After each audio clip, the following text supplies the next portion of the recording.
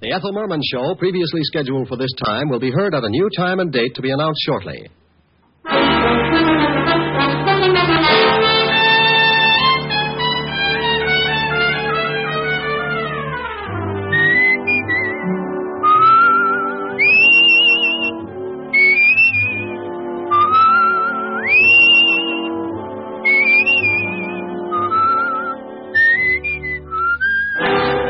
Transcribed is Dick Powell as Richard Diamond, private detective.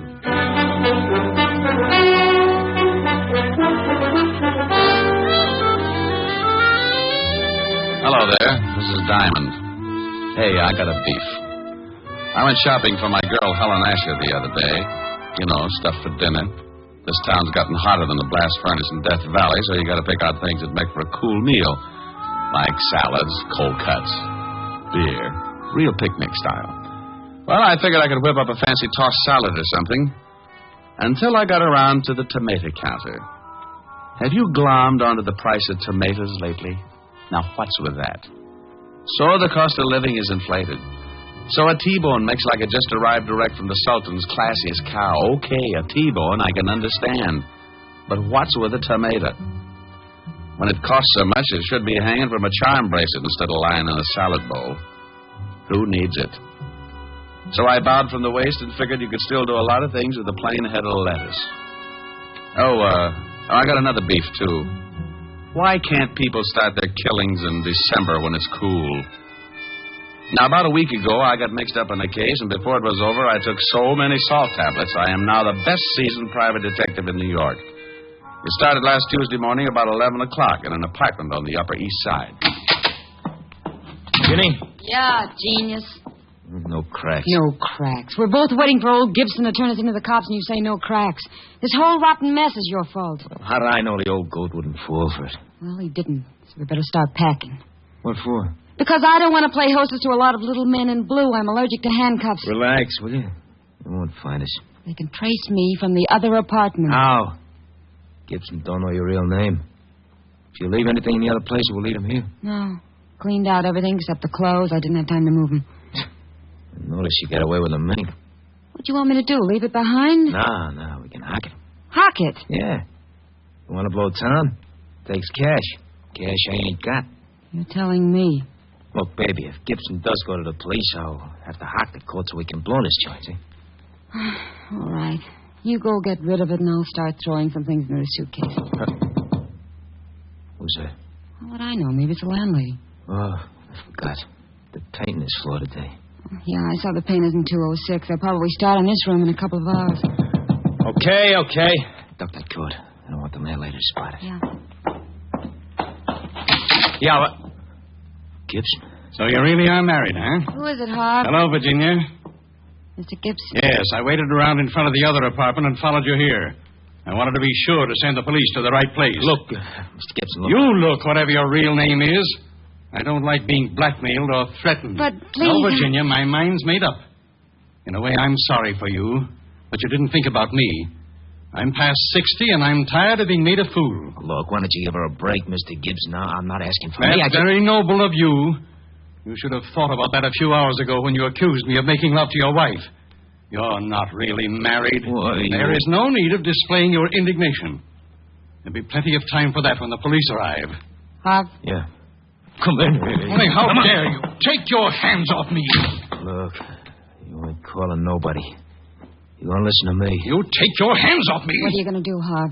I'm gonna change his old goat's mind about calling the cops. You can't threaten me. No. Oh, you struck me. How'd you guess? Harv, take it easy. He's an old man. Your concern is misplaced, my dear. I can take care of myself. What are you... Give me that cane. I'll be glad to give it to you across your shoulders. Give me that. Harv, be careful. Hit me with a cane, will you? No, young... I'll shut you up for good. Harvey! Harvey!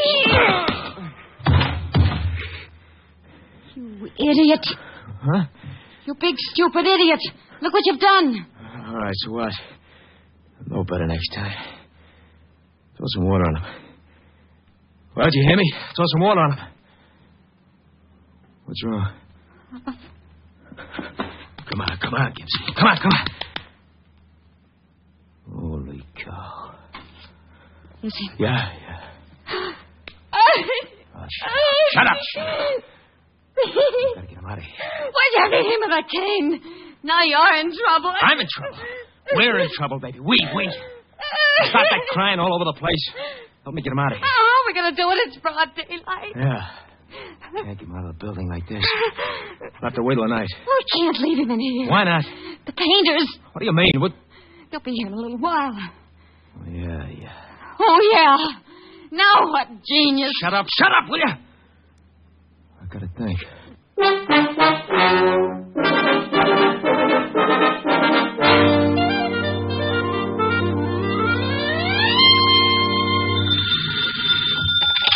Diamond Detective Agency, murders financed while you wait. Oh, you idiot. Oh, is this Toodles Asher, the belle of Park Avenue? This is Helen Asher, the girl that goes steady with the Diamond Detective Agency. Sounds like a fine organization. Are they reliable? Very seldom. Oh. I'll tell you better as soon as I find out what I'm going to do tonight. You're going to give your butler the evening off, and the Diamond Detective Agency is going to march through your front door, single file, and show you a shortcut to spend the bottle. What time does all this begin? How long will it take you to pucker? About 2 seconds. I won't get there until 8. Don't hold it, or you'll end up looking like a Ubangi. You're terrible. Yeah, but I'm pretty. So's a baboon. Oh, what you said. You won't be late, will you, Rick? I don't know. After that last crack, I think I'd better start going steady with King Kong. Rick. No, I'm mad. Ricky, I love you. Only because I can hang by my tail and my fangs have that toothpaste smile. I think you're the most wonderful man in the world. Well? I think you're the handsomest, the strongest, the smartest. Well, all right. Now tell me something I don't already know. Rick. Bye, baby. See you at 8. Bye. A, I'm adorable. B, I'm so beautiful. C, Now, look, honey, I can't make it till 8 o'clock. I got a fan dancer who's a client. She wants to go out and trap an ostrich this afternoon. Is this the Diamond Detective Agency? Huh? Oh, yeah. Is this Mr. Diamond? Yeah, what's the matter? You sound like you're standing on a body. Oh, Mr. Diamond, please, you've got to help me. I just don't know what to do. Now, take it easy. Who is this? What's wrong? I thought it moved. What moved? The man sitting in my chair. Well, that happens now and then. Why shouldn't he? Oh, well, because he's dead. What? Yes. I came home this afternoon from girls' camp, and when I unlocked my door and went in, I found this corpse sitting on my Hepplewhite. On your what? Hepplewhite. I don't know how he could have gotten there. Hepplewhite? No, the dead man. What about Hepplewhite? Who? The guy this corpse was sitting on. Oh, no. That's a chair. Hepplewhite's an old antique chair. Oh. Oh, now I'm so confused. Well, move over, honey. Now, take it easy and give me one thing at a time. Who's the dead guy? Well, I don't know. I never saw him before in my life. Okay. Now, why haven't you called the police? Well, I thought about that, but I'm a school teacher, Mr. Diamond, and I was afraid of the scandal. I read a lot of detective stories, and the first thing that came to my mind was calling a private eye. Private eye. Mm-hmm. You had the biggest ad in the phone book, so naturally... Naturally. Well, give me your name and address, and I'll be right over. Oh, Esther Blodgett, 419 East 79th Street, apartment 108. Okay, Esther. Now, don't let anyone in and don't touch anything. Oh, I know that, silly. After the initial shock wore off, I found myself in complete control. What's the matter? I'm so nervous. I just lit a cigarette. It tasted so good, I offered one to the dead man. Well, if he takes it, remember how you did it. I'll be right over. Hepplewhite. Oh, is Walt going to have fun with this? Homicide, Sergeant Otis. Hello, Otis. Let me talk to the lieutenant. Diamond? No, this is Black Beauty. I just did a mile in 112, and I want to report that I've been doped. Very funny. I thought so. I didn't win the race, but I was the happiest horse on the track. Now, put the lieutenant on the phone. Lieutenant Levinson. Diamond, Walt. I don't want any. You take your killings to another precinct. Oh, now, don't be a sorehead. Giving you business is just my way of showing my friendship. Can't we just be buddies at a distance? I'm getting tired of chasing corpses. Well, grit your teeth and get over to 419 East 79th Street, apartment 108. Homicide? Yeah. A dame named Esther Blodgett reported it. She lives there. Who's dead? Well, I don't know. Oh, yeah. A guy named Hepplewhite. Hepplewhite? You ask Esther about it. She'll put you straight. Are you coming over? Yeah. Bye.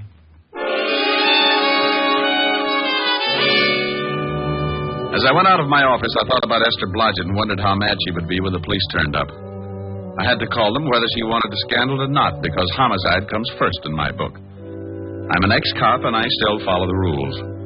It's not a conscience. I just like staying in business. So when someone turns up with a killing, I always let Lieutenant Walt Levinson know about it.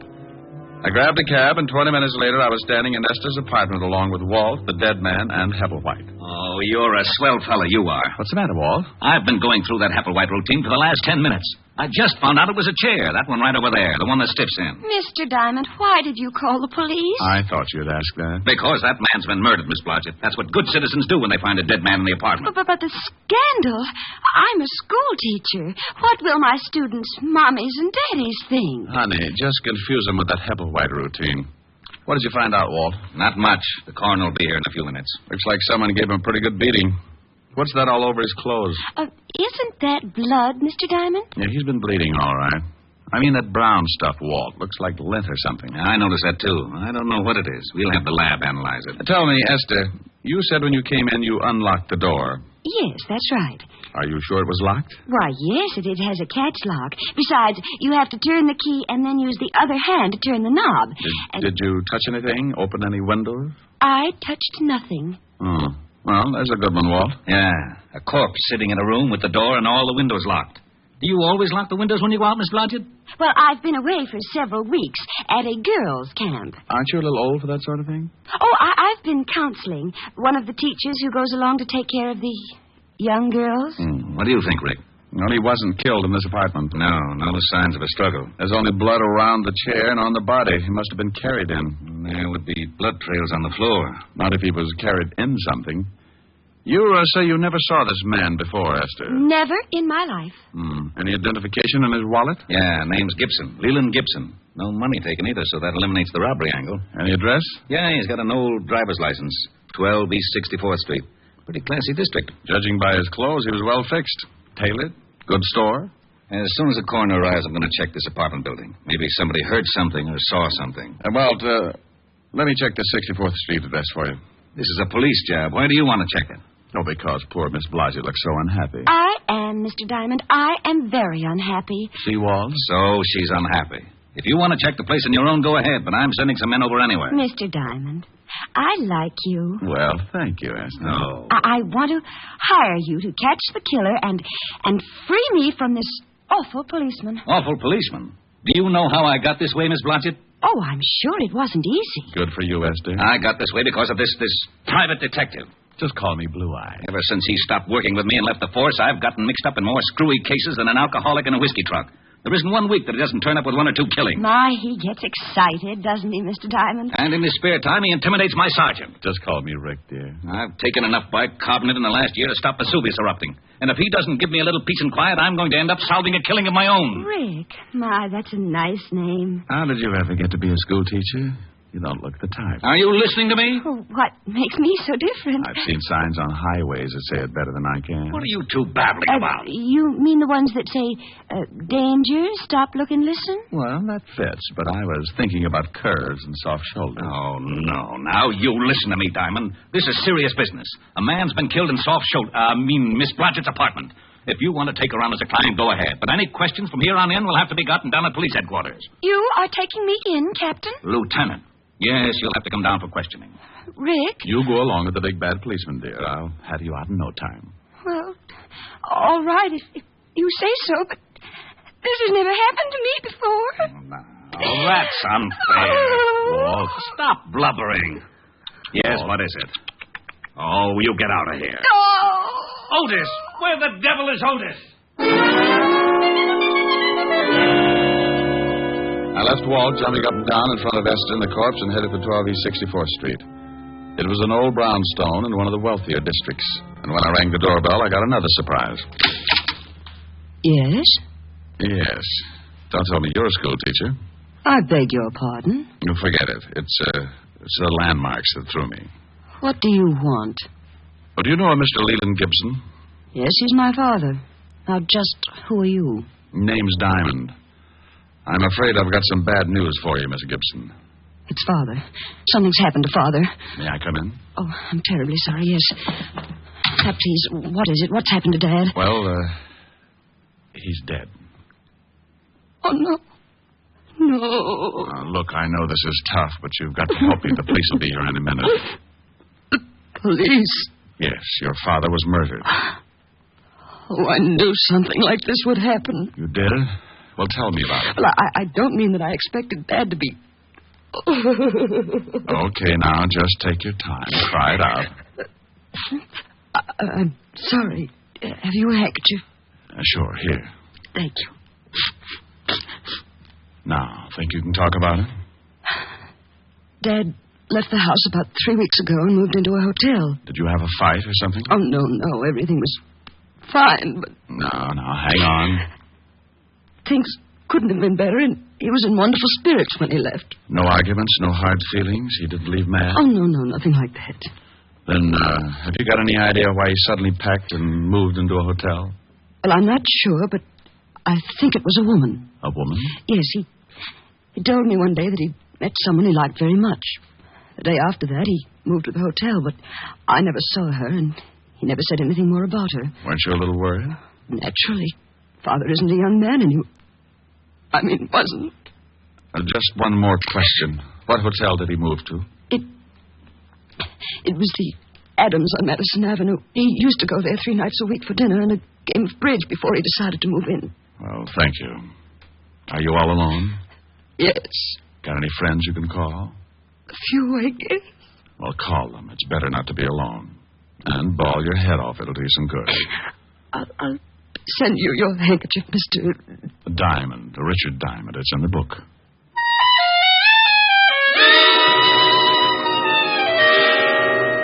For some reason, I've got a talent for leaving people emotionally disturbed. Walt hops around like a rabbit in a cabbage patch, and Otis always tears his hair out by the handsful. Miss Gibson was less active about it. She just tried to smile and shed enough grief to fill the tub. I grabbed another cab and headed for the Adams Hotel. Yes, sir. Do you wish to register? No, but I want to find out about someone who did 3 weeks ago. Oh? Yeah, Mr. Leland Gibson. Why, yes, he's staying at the hotel. From now on, that's past tense. I don't understand. He hasn't notified us that he's leaving. Well, that might be a little difficult. If you'll run down to the morgue, I think you'll find out you're stuck with an empty room. The morgue? Yeah. Mr. Gibson has taken over one of the slabs, rent-free. Oh, my goodness. What happened? He's kind of dead. When did you last see him? Early this morning. He left the hotel around 10. Know where he was going? Why, no. Do you remember him having any visitors in the last 3 weeks? A girl, I mean. No. Are you looking for a girl? Yeah. Mr. Gibson's daughter seems to think he was running around with a woman since he moved into the hotel. Oh. You say that like you knew what I was talking about. It was common gossip around the hotel. What was? Well, Mr. Gibson has been coming to the hotel for many years. He used to eat dinner here 3 nights a week and then play bridge with some of the hotel regulars. Now, about a month ago, we took on a new waitress. Uh-huh. Now, it was very obvious that Mr. Gibson was quite taken by her. So much so that he moved into the hotel and ate at her table every night. Oh, what was her name? Virginia Pelgrim. Quite good-looking. About 5'3", dark brunette, very well, I'd like to see her. That's impossible. She left the hotel about a week after Mr. Gibson arrived. Oh, swell. Wasn't Mr. Gibson unhappy? Oh, no. He was rather happy, in fact. I believe he wanted her to move so he could see her more often. Now, what makes you say that? Some of the things she said in the kitchen to the other girls. Do you know where she might have moved? No. But, you might check with the flower shop. Mr. Gibson used to send flowers every day. Well, thank you.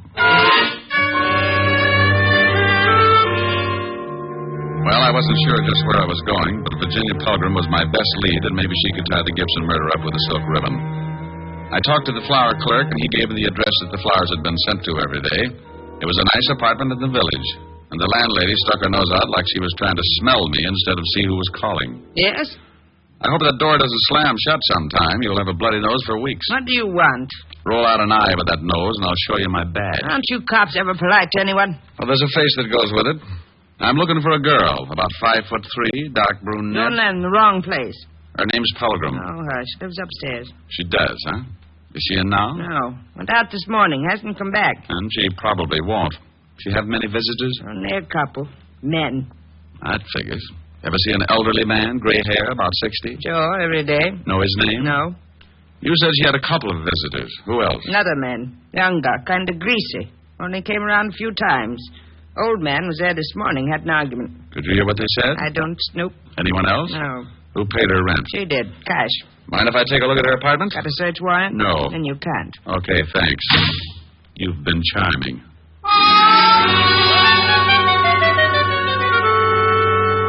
I left the old bat and headed back to the schoolteacher's apartment. If I was right, I'd seen setups like this before. But there was still the problem of finding out how Gibson was killed and how he got into a locked room. When I pulled up, I saw the wagon, complete with corpse and coroner, pulling away for the morgue. And when I went in and knocked on the door, I was certain that they'd forgotten one of the bodies. Oh, it's you, Shamus. Why, Otis. They're leaving without you. Who is? The hearse. Shouldn't you be lying down or something? Now you stop that Rick and get in here.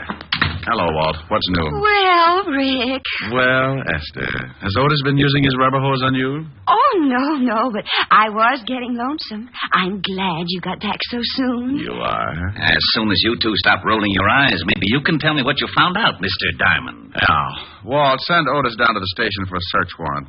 Then tell him to get over to 9 West 12th Street and see what he can find in the Miss Virginia Pelgrim's apartment. Who's Virginia Pelgrim? The only person who was mixed up with the murdered man. There was another man who used to see her, but I can't find out who he was. All right. Otis, go get the warrant. Yeah, Lieutenant. Thanks, Diamond. A pleasure, Sergeant. What did you find out, Walt? There were 11 people in the building at the time of the killing. None of them ever saw the guy before. Here's a list of the names. 3 people on this floor, 5 on the second, and 3 more on the third. Have you talked to the landlady? Certainly. She doesn't know any more about it than the rest. What about that funny brown lint on the dead man's clothes? We're checking on that right now. The lab said they'd call me. Did the landlady say she had a key to this apartment? Sure, but she hasn't used it but once since Miss Blodgett was away at girls' camp. When did she use it? 3 days ago, when she had let the painters in. And she says that the windows and door were definitely locked, because after she aired the paint smell out, she locked them herself. Painter, huh? Yes, and I've been looking. You know, I think they did a terrible job. Why, the kitchen alone... yes, Rick? Later, dear. Yes, Rick. Walt, did they paint the whole building? They finished the second floor today. Oh, I'll get it, Miss Blodgett. Probably the lab. Rick, Yeah? do you know who did it? Yeah. I got a hunch. Oh, I see. you're wonderful. Yeah. Okay, thanks. Lab, Walt? Yeah. That lint you spotted on the dead man's clothes is from the mat that they put under rugs. Mm-hmm. Walt, you were on all the floors. Did one of the apartments have a rug missing? They're all missing from the second floor. The tenants took them down to the basement when the painters moved in. Any off this floor or the third? No, just the second. Well, your killers are on the second floor, Walt. How do you figure? Well, let's look at what we've got. Dead body in a locked room. Blood on body and floor around body, but nowhere else in the room. Carried in a rug. Bullseye. Oh, this is so exciting. Esther. Sorry. Yeah, but how does a dame called Pelgrim figure into it? There's no Pelgrim listed in this building. Well, there shouldn't be if I'm right. The dead man met Virginia Pelgrim while she was working as a waitress in his hotel. She gave him a pitch and he fell. He put her up in an apartment so he could see her more often. So what? I think she was working with another man. A man who was seen around her apartment by the landlady. Then how did the body get over here?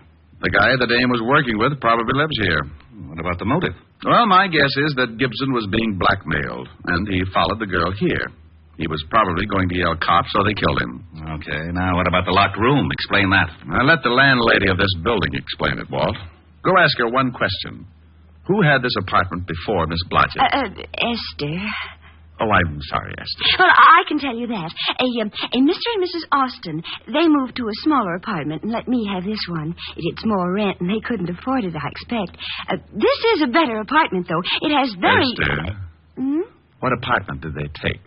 Oh, it's on the next floor. Apartment 209. According to this list of people who were on the second floor at the time of the killing, the Austins are the only couple. What did Mrs. Austin look like, Walt? Oh, about 5'3", dark brunette, very well. Oh, say no more. Come on, Walt. May I come? No, Esther. You stay here. I'll be back later and discuss the better features of your nice little apartment.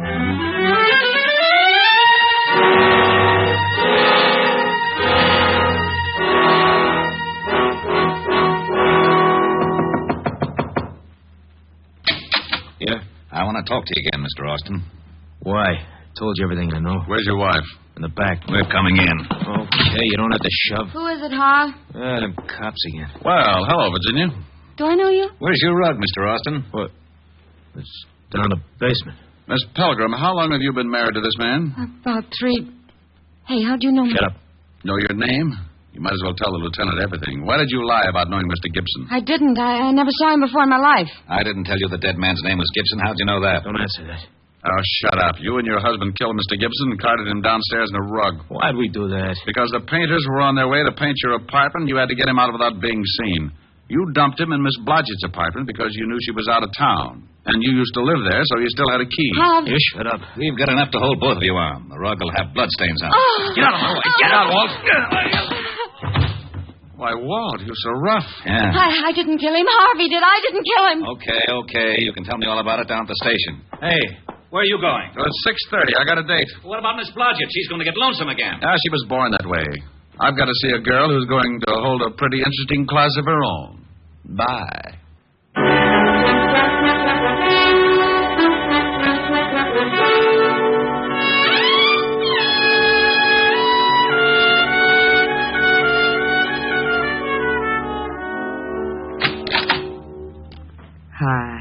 Hi.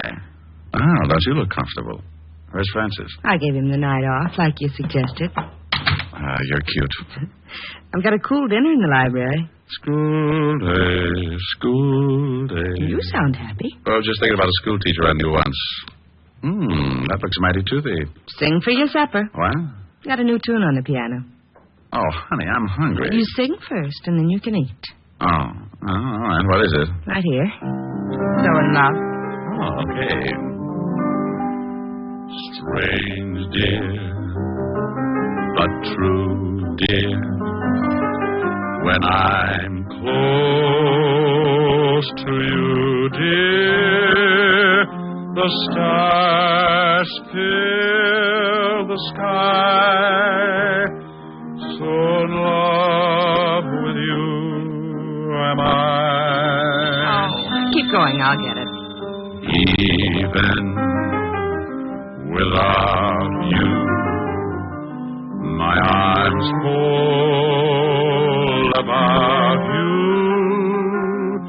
You know, darling, why so in love with you am I. Some girl asking for you. Oh, some girl. Wow. I told her there was no one here but the piano tuner. Oh? She leave her name? Uh-huh. Hepplewhite. Hepplewhite. Yes. Who's she? Come here, baby. No. I want to know who she is. I said come here. No, Vicky. Mm-hmm. Who's Hepplewhite? Oh, just a chair, baby. A cute blonde chair.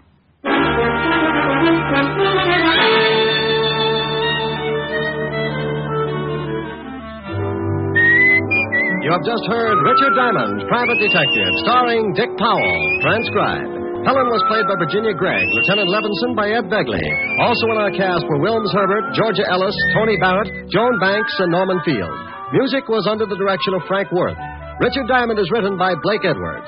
Now, this is Eddie King reminding you that Dick Powell soon will be seen in the screen version of the bestseller novel, Mrs. Mike, and inviting you to be with us again at the same time next week, when we will again bring you Dick Powell as Richard Diamond, Private Detective.